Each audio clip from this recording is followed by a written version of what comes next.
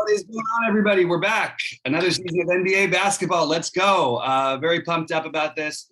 Reminder, first night, don't want to get overly invested, even though it's been what? For real? Overly crazy with all of it.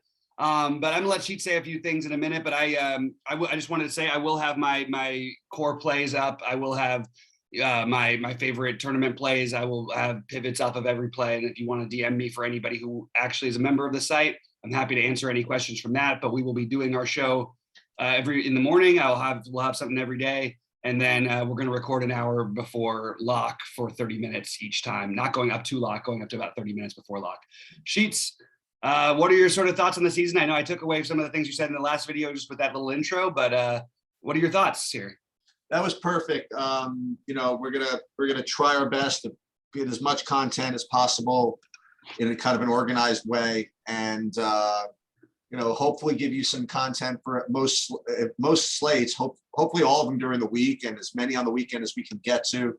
And just to give myself and whatever a little plug, if you're not a premium member, if you're a premium member, you do have access to my projections, which is kind of a combination of most of the industry's projections, kind of adjusted for accuracy, back tested for accuracy, and combined it all. And I'll tell you that, as much as I made fun of how important it was to get like a good hockey showdown projection, which is very, very meaningless. I would say that most people would agree that an NBA projection system is probably the sport where it matters the most, because the way the results distribute is just much cleaner with respect to the NBA. So yes, I mean, the median projection is not what you want for your GPP lineups necessarily, but it's a good foundation, and I do recommend that everybody, it's not a premium member, become one, in part to get that stuff. And as Bobby mentioned, there's stuff also only available to premium members with respect to his ownerships and his plays. And I would like to say, not to embarrass him, but I mean, I've watched just a carload of content over the last 3 years, and if there's somebody better at the NBA than Bobby, I have not met him yet. So we will see exactly what happens. With respect to one other thing, which I think is really important, and I have to remind myself literally every day to do this. My theme for my own play, which I'd like everybody to kind of jump on board with respect to this whole season, is I've given myself an F. Nothing better. I can't even give myself a D. I would say an F in my attention to late swap. Okay. And, I can give my excuses of why that is. Listen, I put in my stuff and then I go spend time with my family and just don't deal with it. You know what I mean? And yeah, that's an excuse. And whether it's accurate or not, whether it's viable or not, it is just an excuse. But the ability and the need to change your lineups, given obviously news that comes in, but forget that, given also the results of earlier games, is extremely important. And you're just basically burning money if you don't do it, right? And, as I mentioned in the Discord today, I mean, if I had it in me, I mean, if I were younger, with not a family, whatever it is, I would really just at 8:30 every night, I would put up new projection systems, put up a new video, have like a midstream stream with different live swap opportunities, whatever. I don't have that in me. Maybe one of these days we'll have someone that can do that for us. But short of that, I at least want to verbally commit every single day that I play to at least be cognizant of it. And for those of you who do have time to do it, there's really no excuse. And I'm going to literally, every projection model I put up is going to have that little reminder, remember late swap, remember late swap. Every video I do, I'm going to have to remember late swap, because that's going to be my one goal, is to just pay more attention to that during the course of the season.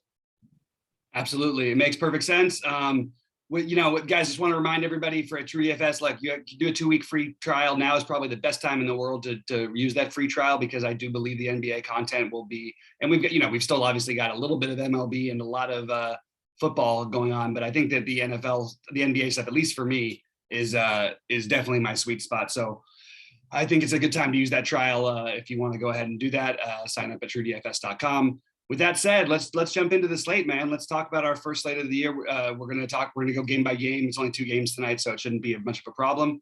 But on these small slates, it's really important to try and explore different possibilities and try to find something unique, because it is going to be very, very hard to get unique right off the bat. Everybody's gonna have some ownership, and we're probably gonna see spread out minutes as well. So let's get into it. Let's talk about the Brooklyn side of things for Brooklyn and Milwaukee. I think that the real obvious things you're going to be doing here are going to be, it's going to be different on DraftKings and FanDuel, and I'll mention it as we go. Harden, I think you want one of Harden or Durant in most of your lineups on both sides. I would say I give a slight edge to Harden on DraftKings and a slight edge to Durant on FanDuel. I like both of them quite a bit. It does feel like, I mean, for the year, I would project that Harden is going to score more fantasy points than Durant is. In this matchup, a little bit of revenge narrative, a little bit of, the Giannis, all this and everything going on. I could see either one of these guys taking over. If you can get them both in, it's going to sort of limit you elsewhere. But you want to play one of these guys in your lineups tonight, in my opinion. I think they're a little bit better just because of the situation than the other superstars are tonight. So that would be my first goal. Sheets, what are your thoughts on the Brooklyn side, and do you agree with my assessment that you want to mostly play a Harden or a Durant in either of your lineups on DraftKings or FanDuel?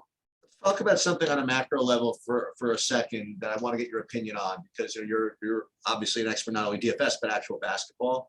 How do you think that for those of you who don't know, they've really tightened up the rules with regard to basically the Harden move of getting access to these free 3-point shots by jumping into them, basically saying you can't do that anymore.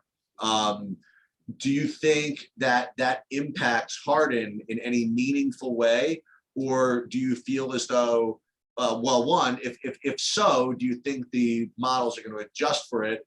And if not, well, then obviously not. But like, what did you think about that? Do you have any thoughts on whether the new rules are going to affect Harden at all? Yeah, I think you might see a few calls not happen early in the season. I don't think it's going to matter in the long run. I mean, the truth is, with the way this team is currently constructed, Harden's going to get a lot of his fantasy points without scoring. So you add the scoring factor in. I mean, he's going to score too. Don't get me wrong, but he's going to. He's got a 9.5 assist projection tonight. I think that you could bump that up, and it wouldn't surprise me if it was 10.5. I think this is. I don't think it's going to affect him from a meaningful DFS standpoint. Maybe it'll be frustrating. He'll shoot a lower percentage from the floor. I don't know. I don't know exactly what happens with that, but I don't think it's going to be anything too meaningful in terms of regular season DFS. That's okay. My sort of initial thoughts. But what do you think? So my take then on Brooklyn is, yes. I mean, these two guys, I mean, look, I mean, you have to look at it on a slate level too. I mean, between Giannis, Harden, Curry, and Durant, I mean, these are all, real top options, right? Yeah.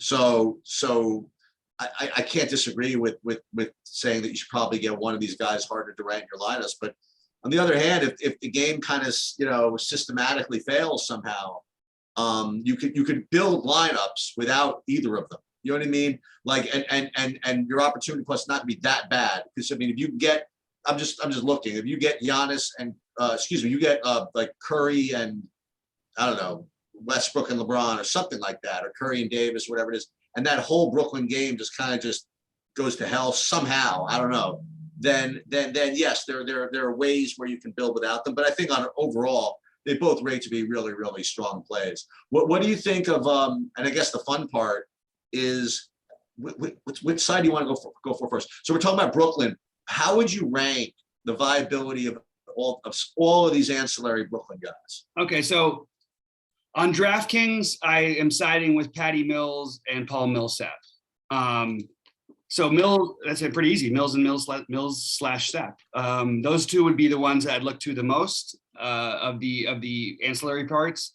On FanDuel, I would probably lean a little bit differently. Well, I still like both those guys. I'm not going to be on Mills as much on FanDuel. I think Bruce Brown is being a little bit underprojected, so I would say he would be the next guy for me. I still don't know what we're going to get in, night out from Aldridge, although I could see with a big lineup for the Lakers, you could make an argument for him. But those would be my guys sort of in order. And I have Mills and Millsap on DraftKings is about the same. On FanDuel, I have Millsap as the preference. Bruce Brown, like I said, would be next. And then we would get into LaMarcus Aldridge would be probably the next guy on DraftKings. I forgot to mention one thing. I forgot how cheap Joe Harris was on FanDuel. So actually, you can go ahead and throw Joe Harris ahead of Mills and Millsap on FanDuel, but Millsap is not too far behind him, in my opinion, on FanDuel. You're gonna see a team play a little bit bigger tonight in the Lakers, with Jordan Davis and Dwight Howard. And there's a chance that, just any of these guys get in foul trouble. It could be more minutes for the other ones. It's hard to project how that's going to play out exactly. But I wouldn't be touching. I'm not going to. Well, I probably will be touching it because I'm going to try and get a little different on this slate. But the next guy, if you're going to consider anybody, would be Claxton or Bembry. And maybe there's an argument Claxton could get more than the 10-minute run that he's being projected throughout the industry. But in order of my preference on DK, Harden, Durant, I would say Millsap, then Mills, really close between the two. Then it would be Aldridge, then Brown, and then probably I'd get weird with a guy like Claxton or Bembry. But on FanDuel, Joe Harris would become my third favorite behind Harden and Durant. One thing we neglected to mention, for those of you that weren't paying attention to some industry news, was that FanDuel has gone, at least temporarily, to multi-position eligibility, which is a big change for them. And I have actually heard that it's not going to be forever. I've heard stories that they were going to start with it and see how it goes. So I don't know, but for now they are going to multi-position eligibility. What I have not checked yet is whether there's any meaningful discrepancies between the way these players are being allocated positions on FanDuel as opposed to DraftKings. Not that big of a deal, I guess, but because you're going to analyze each one in themselves. But that is something to consider. It makes FanDuel a little bit more expert friendly. Let's put it that way, which is good. I mean, you don't have to just worry about oh my God, another day of small forwards where they're all terrible. You know what I mean, or whatever it is. Or another day where you just have to play Anthony Davis regardless of everything else because there's no other good power forwards or whatever. I'll look at the Brooklyn guys this way. On DraftKings, I have four guys barely close. I have Bruce Brown, Millsap, Aldridge, and Harris. But I see at least early that Bruce Brown and Millsap might end up being, and Aldridge too, probably 20% owned plus. And I don't think any of them are must-haves really. If Joe Harris on DraftKings is going to be 10% or something like that, I mean, I'm going to have to try it. I mean, he's the one that's going to play 30 minutes out of this bunch, and so I do like Joe Harris. Is kind of at least for me, kind of feels like the safer play. I mean, I don't know why, but no, I hear you, and they also get the 3-point bonus and all that. The only issue is the price, but I totally hear you on it. Yeah.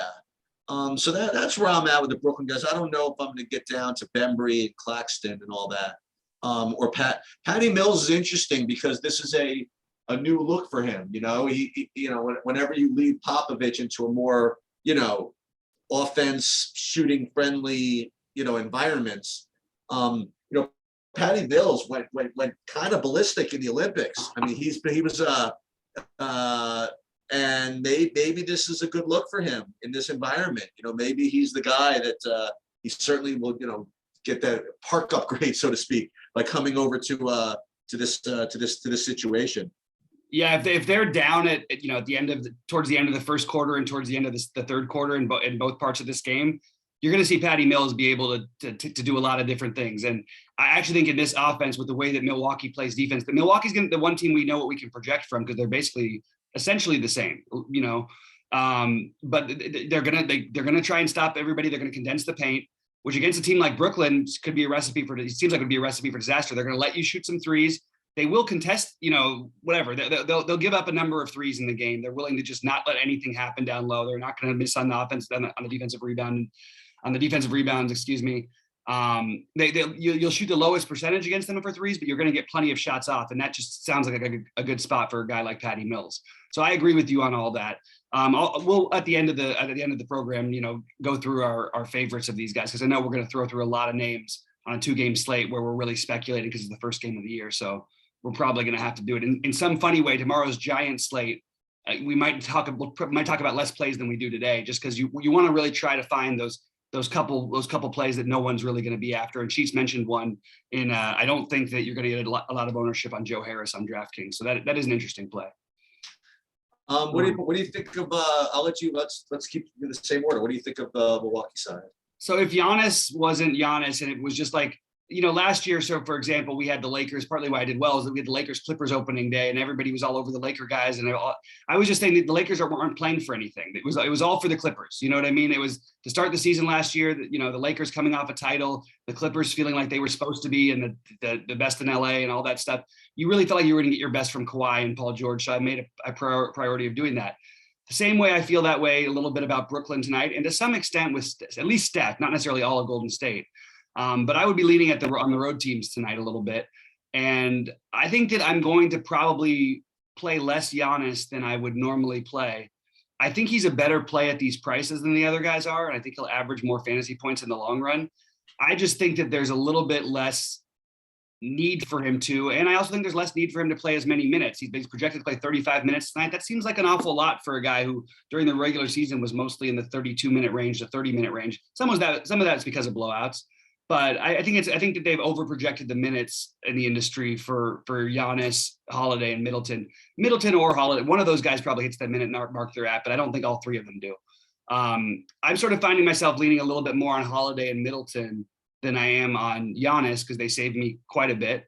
And that's sort of my only issue with when we get into guys like, Joe Harris. I know it's a price difference, but it's a 1,400 price difference between he and Middleton. I mean, obviously Middleton's got a 50+ point ceiling. We saw it a number of times against the same team last postseason. We saw it with Holiday even when he was struggling from the full field. So I'm mostly looking at those guys along with Grayson Allen, Jordan Nwora. He's your value option. He's going to be minimum cost on DK. He's going to be 3,500 on FanDuel. He's minimum cost on both sites, but I like him. I only like him because I need value on this kind of a slate. I don't know that he's really actually going to play 20 minutes, which he's being projected to right now, but I am completely okay with taking that shot for a minimum cost guy. The other guys are a little too pricey for me on DraftKings. The one guy who could end up seeing a little bit more run, although you don't think they'd throw him out there for 1,000,000 minutes, could be George Hill, and he could get hot, but I think I'd rather play the value on the other side. So I don't have a lot of off the board takes, except for that I'm going to be probably below the field on Giannis, and you won't hear me say that much as long as Giannis is 10K this season. He's going to probably put up 55 fantasy points. I'm just trying to bet on the guys who are going to score 60 and be a little bit cheaper. Talk about a little more from the macro side. We've had I asked you about James Harden. So the other narrative I've kind of heard throughout the course of the offseason with respect to Giannis is that, and you saw a little taste of this during the end of last season, is that he was really trying to extend his range for his shot. And I will say this, say a couple of things, that if he really wants to commit to shooting more threes, the entire league is going to be all too happy to let him shoot it. He's going to have to prove that he's going to make them. And I will say this, as a fantasy owner, it's going to really frustrate you rostering Giannis while he does this. When you just know that if he just takes the ball to the rim, worst case scenario, he gets fouled and shooting 2 free throws, which he started making every one of them.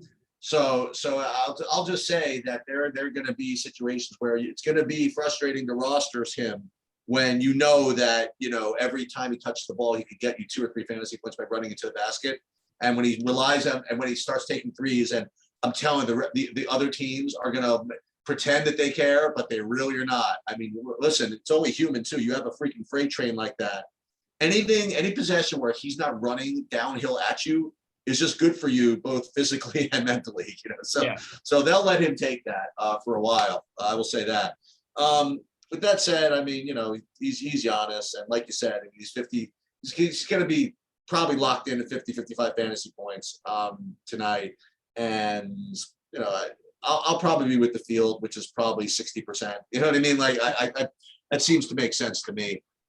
With respect to the other Milwaukee guys, so you mentioned Middleton and Holiday, and they're projecting very similar to me, and they're both going to be highly owned, which makes sense. I mean, 2 games late, and they're the next best option, so I'm playing them. The interesting part is this Milwaukee value, right? So you have Dante DiVincenzo is out, so you're going to get Grayson Allen, and like you said, possibly Jordan Nwora. Now, Jordan Nwora, we might remember from last year, there were a couple of games where Milwaukee decided to rest all of their guys. Most of them are weekend slates. And it was funny. And then you had like all these guys starting that literally you'd never heard of before. They were all 3K, and they all projected for like 15X, and they all got there like every single time. And Jordan Nwora was one of them. And he, from what I've heard from the summer league, the preseason, whatever. He's been really, really doing well. So he at 3K, I mean, he's going to be 25% on play. That, 2-game slate, and the guy's 3K, probably, he has upside, going to get some run probably. I mean, it certainly makes some sense. And the Grayson Allen thing is the one that, he's going to be like 35% on too. And I'm kind of more inclined to fade him, just only because I just remember so many times last year he would, or over the years, I mean, he would get minutes. He'd be getting minutes sometimes and just not do all that much with them sometimes. You know what I mean? And I don't feel as though this particular situation is going to be any better for him. He wasn't getting a lot of usage when he was with Memphis. And all of a sudden he's going to come into Milwaukee where the use just completely, just generated by those three guys, between Giannis, Middleton and Holiday.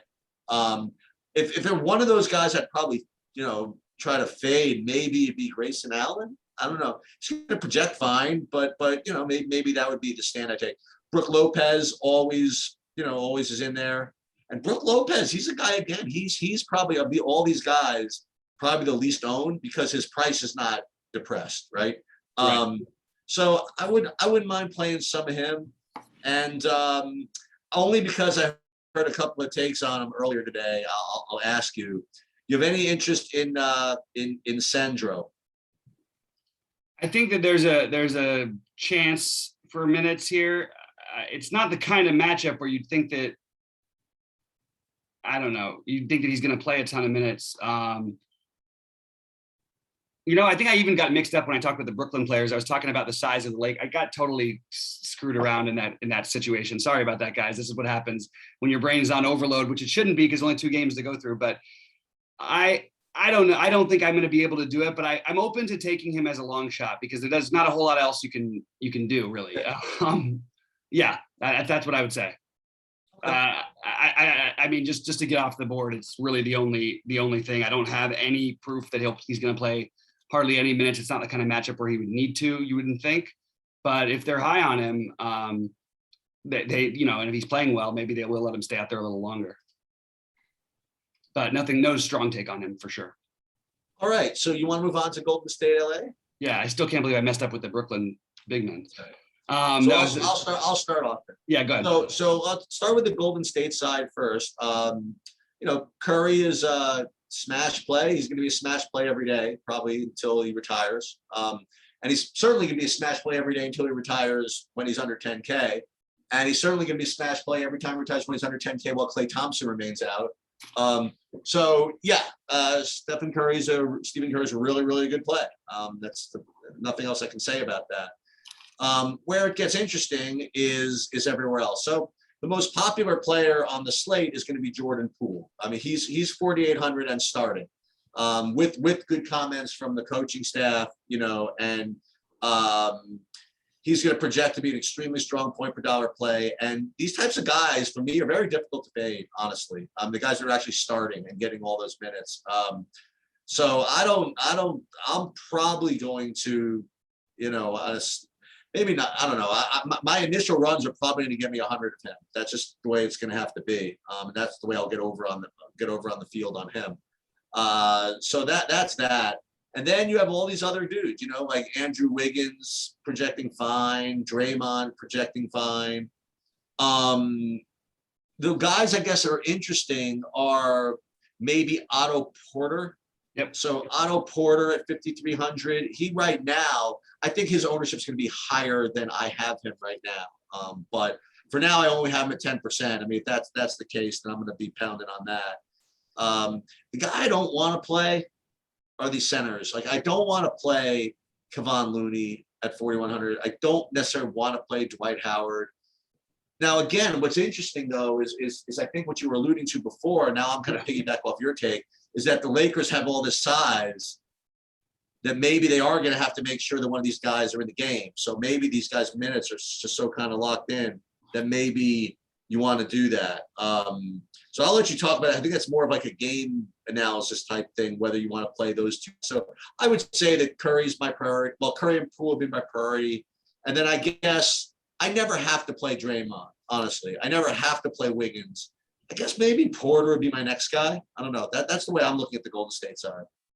Yeah, I would be less interested to play Wiggins and Curry together, and I'm very high on Curry today. I think this is a look. The guy's projected to score 33 real life points, 33 and a half real life points today is the over under. I love Curry here. I could actually see the guy who's the get weird play for me is Damian Lee. There's without the depth at guard at other point guards other than you could always use Draymond as a point guard and all that. But when Steph's not in the game, which is going to be 25% of the game, basically 20 to 25%, you're probably going to see Poole in those situations, but you're probably also going to see Lee. And I think you're going to see Lee with Curry more. So I think the minutes projection on Lee has some room to grow. He's projected to play 16 minutes. I think there's a chance he plays 24 minutes or even potentially higher. The other guy who's got some chance for that is Bjelica. He could stretch out the Laker bigs and they could use him as a big themselves. So he's an interesting one for me. I actually do want to play their centers because of what you talked about. Okay. So I will have some exposure to Bjelica, Looney. Sorry,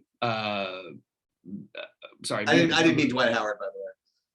Yeah, Bjelica, Looney, and then Draymond. I'm probably going to play in my non-Steph lineups, but I don't think I'm going to play him with Steph at all tonight because of the way things they do tend to run things and negatively correlate. Now, there's other people that say, oh, they correlate well together because of this, that, and the. That's when everybody's healthy and they're, the pricing is different and you don't have other players that are at the same price tier. Like Draymond Green versus Middleton is Middleton for me today. It's just simple as that, I love the Otto Porter idea for a long shot play. I actually think I'd prefer to maybe take a shot with Otto Porter over Joe Harris, and they're both going to be low owned and in the same price tier on DraftKings. On FanDuel, I think that Otto Porter is a much, much better play than he is on DraftKings. He's 4,400. So where I am going to probably play him is over there, but there is a real chance that he doesn't play more than 20 minutes tonight. So just be wary of that one. That's a tournament play only, obviously.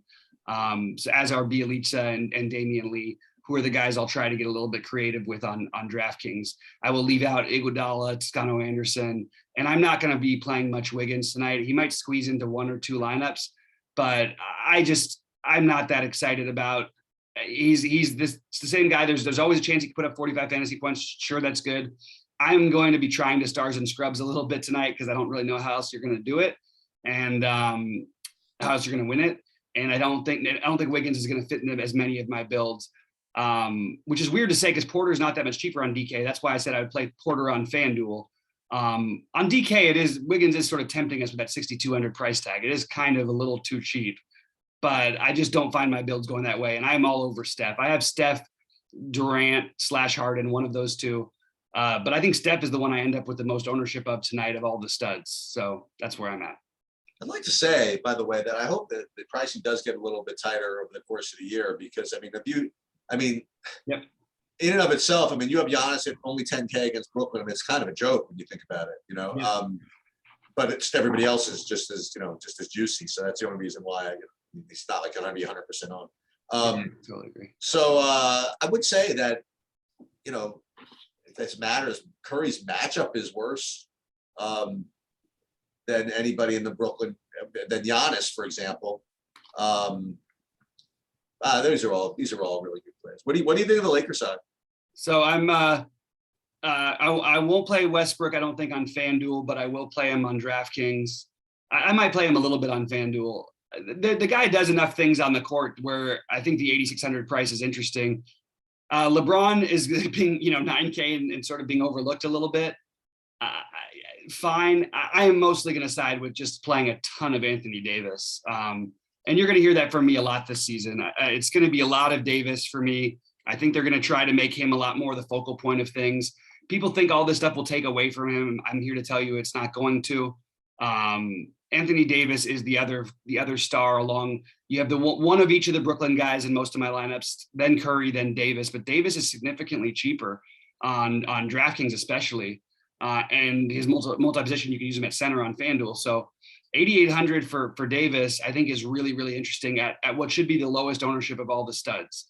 So I have it for the Lakers studs. I have it Davis, Westbrook, LeBron. And then the guy who I'm also going to be playing a ton of tonight is Kent Bazemore. I think Bazemore has a chance to actually really do well with this Laker team, again, especially in this matchup. his old team, right up and down the court. That the lack of transition that the Lakers have had, that's going to be gone between Westbrook and LeBron. And I think Bazemore is really going to enjoy playing with that. He'll get open threes in the corner. He'll get fast break opportunities. So I really like Kent Bazemore. The only thing I'm worried about is I'm not sure how they plan to guard Steph Curry exactly. And it would tend to lean towards Bazemore, but there's a chance that Kendrick Nunn could take over that responsibility if they're struggling with Curry. And I think Kendrick Nunn is an interesting longer shot play. But those are the main Lakers I'm going to be using. You do have DeAndre Jordan starting at 3,800, which seems whatever. But Dwight Howard is going to play just as many minutes and probably be definitely be a more viable fantasy producer. I like Dwight Howard on FanDuel at 4K. I don't think I can get to him on DraftKings. But it is going to be interesting to see what they do. I am going to be probably overweight a lot on Bazemore, on Davis for sure. He's in all my lineups right now. I'm gonna have to take him out of some, and then Westbrook will be the next guy for me. So the two guys that you didn't mention that are on my board, I'll throw up there because one of them is actually ranked kind of high. They're not that high, but kind of high, and that would be a 3,900 Carmelo Anthony from the Lakers. I don't know what kind of run he's getting. I don't know what his role is going to be, but guy can still score. And 3,900 on a 2-game slate may not be the worst idea in the world. And the other guy I wanted to mention is that, just because, it is a 2-game slate and it is opening day. So you know what that means? What? That both games are nationally televised. So you have Rajon Rondo. I knew where you were going with that one. I just didn't want to. Yeah, go ahead. Listen, I'm just going to throw it there. Let's throw it out to you. You're the, it's not, they don't have 100 other options besides Rajon Rondo, but it's more the defensive side of things that worries me because I don't think they would put Westbrook and Rondo in to try and chase Curry around. And that's what it worries me. I think you'll see Nunn, Bazemore, maybe Monk chasing him around because that's a lot of energy to give out on the defensive end. And we haven't seen Rondo really have to cover anybody like that in quite a long time. But like you said, it's a nationally televised game. Something happens and somebody's struggling. Somehow Rondo finds his way into 25 fantasy points. That's completely on the table. I'm not going to say it's impossible. I prefer the Anthony play personally. It just becomes, again, how does it work defensively for them? You're going to have a team trying to gun away from the outside. So you're really going to play LeBron, Westbrook, and Carmelo together? Are you going to play Carmelo with Westbrook? That is probably the best scenario for Carmelo going off. And that's probably what they'll do. So I can get behind the Carmelo thing for sure. So just to reiterate here, what I was mentioning earlier, if you play like guys from the Brooklyn-Milwaukee game and they bust in any way, shape, or form for you, and you have Jordan Poole in your lineups, you have to take him out in game 2. There's just no, you're never going to make up any ground with Jordan if you have Jordan Poole in your lineups. So I would say if you have maybe 3 or more guys in the Brooklyn Milwaukee game, but if you only play 1 or 2 that bust, I think that you could still get different enough with the rest of your lineup potentially. You think so? It's not like we have another option other than Poole, except for you could do the Damian Lee thing, but that's forcing you into a 2v2 already, which is fine. You're not going to leave the 1,100 on the table on this slate, I don't think. So maybe that's what you do. Maybe I can co-sign on that for sure. Okay. But I think you probably have to have multiple players. I think if one guy busts from the Brooklyn-Milwaukee game, I don't think I would let that be the end of the day. There's enough plays to get off the board with. I mentioned Damian Lee a few times. You can get weird and play. And that is one other weird thing you could do. You could get weird and play Monk over Poole. I don't know if I'd go that far, though. You did mention Rondo. Carmelo's going to have low ownership. Dwight Howard, Kendrick Nunn. Those guys I would be looking at. And then I would look at Lee and probably Lee and Bjelica from the Golden State side as the get weird plays. All right. Summing it up. Okay. So summing it up, we're just basically, just flexing our DFS muscles today, just getting back into it. I would say this, to lead you into the NBA season, remember that what we've been used to in the last 4 or 5 months is to some extent football, but a lot of baseball. And just remember, Sorry to interrupt, guys. I had a call. Sheets, keep going. Sorry, man. Oh, so what I was going to say is that we've been used to baseball, whatever, where we could take like the top projected hitter and say, oh, it's baseball. We're just going to play 0 of him. It's not that easy in the NBA. You can't just say, because, for example, not that Jordan Poole's a lot, but just because Jordan Poole's, going to be chalky, it's just not that easy to say I'm Xing him out. The way that minutes are distributed and results distributed in the NBA, it's just, you don't want to take too cavalier of an approach with ownership here. Just takes a couple of little pivots to make an NBA lineup work. You don't have to, I'm fading all of Coors and playing the Cardinals, you know what I mean? Which I could totally get behind in baseball. But basketball, like, you can't say, well, look at this, I'm getting ownership out of both Curry and Poole and Giannis. Let's get rid of all of them. You're just never going to win that way. But with that said, I mean, like, look for a couple of pivots here and there, like Bobby mentioned. We identified a couple, and maybe Joe Harris on DraftKings, maybe Otto Porter, maybe Damian Lee, whatever it is. And all you need is 1 or 2 of those to really just do some damage in a 2-game slate. Yeah, and you know what? The more I think about it, you want to play narrative based during the regular season in basketball quite a bit, because there's a lot of, and it's not even a question. Okay, there's going to be situations, and some of it's going to be like a real narrative, like a guy his flight didn't land until the middle of the night because he had a problem at home with his family or something. There's all kinds of things that are going to come up. The more I think about it, if I don't go heavy on Westbrook on the first night game of the season, after all we've heard this whole offseason is the Westbrook coming home, the problem I'm worried about is he may just try to fit in. And then I think about him playing, and he just doesn't really play that way. So I'm coming back to getting to a little bit more Westbrook. But to sum up my favorite plays, Poole, Harden, Durant, this is not anything shocking, but again, you're going to have the chalk here. Anthony Davis, though, is in that mix for me. I do think that's off the board. I'm going to have probably 60 to 75% of him where I think the field's going to be in the 20s. I don't think he's going to be that popular, especially on DraftKings. And I think you want to decide between, I'm going to have one of Harden or Durant in almost all my lineups. I'm going to have, if I don't have Giannis, I will have one of Holiday or Middleton. If I don't, and I'm going to play a very healthy amount of Anthony Davis, as I keep mentioning. LeBron has the least to show out for today, but then again, he's going to be low owned. He's probably not going to be as low owned as I'll have him. I'll probably be below the field on him. But the other guys who are interesting value, obviously we talked about, we didn't talk about Pat Connaughton because he's that lousy price on DraftKings. On FanDuel, I think he's the better play over Grayson Allen at the same price. So I would say that's a way to get, somewhere different. Nwora is a good value. I think that the Melo idea is definitely got some legs, especially on DraftKings. I think that's something I'll be definitely doing some of. I really like the Kent Bazemore play. I know he's not, again, you can't get way off the board at every position, so some of this is not going to be shocking. I like Bruce Brown. Those are sort of the main core of my current builds. But again, I'll be with you live. Sheets will be with you live, I believe, and hopefully at 6:30 Eastern time, we'll have even more pinned down, and I will have all my plays listed once I get my lineups built, because I want to see how the construction works. But guys, let's crush it this season. Sheets, anything else before we get out of here? Don't forget late swap. Don't forget about late swap. Good luck to everybody. Let's crush it. It's back. Yes.